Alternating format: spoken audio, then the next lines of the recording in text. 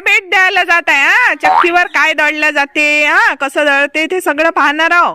म्हणून सगळ्यांनी जोडी जोडीने चालायचं, समजलं का? धावाचं नाही हा. तिकडून पुन्हा आपण शाळेत येऊ. या सगळेजण.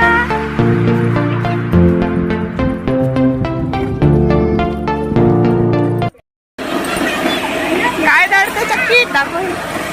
हे बा पीठ आलं याच्यात आहे की नाही? दिसलं का तुम्हाला पीठ? हा,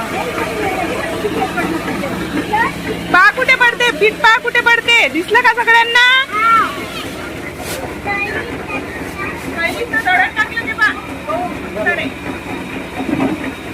आता दाखवा ते पा. हे टोपल्यात तिकडे गहू ठेवले असते हा, मग ते चक्कीत टाकते. ते पा दिसले का सगळ्याला? हा, असं दळते.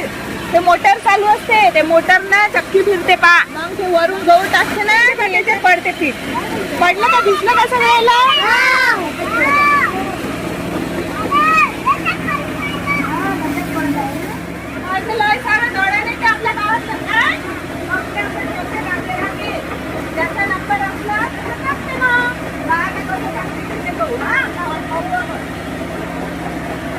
पुस्तकी ज्ञानासोबतच मुलांना प्रत्येक गोष्टीचा अनुभव देणे खूप महत्त्वाचे असते. ते त्यांच्या भविष्यासाठी खूप महत्त्वाचे ठरते.